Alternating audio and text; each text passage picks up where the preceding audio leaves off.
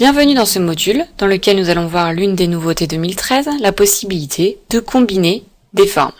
Pour comprendre les différentes possibilités de combinaison des formes, j'ai créé ici deux formes très simples, un rectangle bleu en arrière-plan et un rond orange en premier plan. Je vais dupliquer ces formes via la commande CTRL et clic pour avoir plusieurs exemples qui correspondent à nos différentes possibilités de combinaison. Je vais donc maintenant sélectionner ces deux formes et via donc outil de dessin format, j'ai maintenant accès à cette nouvelle possibilité de fusionner les formes. Vous avez différents types de fusion possibles. La première, c'est l'union. L'union va créer de mes différentes formes une seule. La seconde possibilité, je sélectionne maintenant ces deux formes-là, ça va être de combiner mes deux formes. Lorsque je combine mes deux formes, la forme en premier plan, l'endroit en fait où mon premier plan et mon arrière-plan se chevauchent, va être supprimé de ma forme. J'ai ensuite la possibilité de demander à fragmenter mes formes. La fragmentation fait que de mes formes, plusieurs sont créés.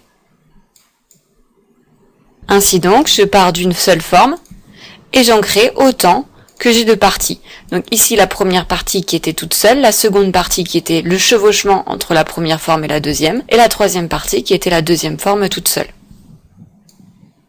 J'aurai ensuite la possibilité de ne garder que l'intersection de mes deux formes. Ainsi, je n'aurai que la partie qui correspondait à la zone de chevauchement entre mes deux formes qui sera conservée. La dernière possibilité, eh bien, ça va être de demander à soustraire mes deux formes.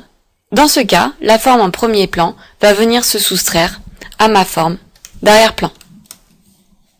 Ainsi, avec deux formes très simples, puisque je n'avais que un rectangle et un rond, je vais pouvoir créer des formes tout à fait spécifiques.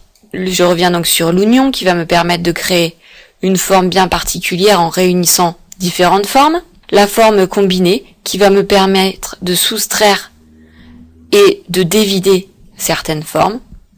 La fragmentation qui va me permettre à l'inverse, elle, de créer différentes formes à partir d'une seule. L'intersection qui me permettra de conserver uniquement la partie de chevauchement entre deux formes ou entre plusieurs formes. La partie de soustraction qui, elle, me permettra de conserver uniquement la partie d'arrière-plan sans chevauchement de mes formes.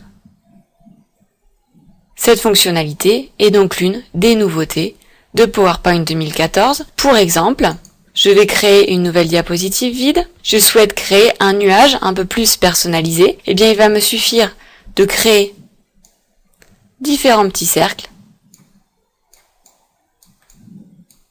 que je duplique ensuite avec CTRL.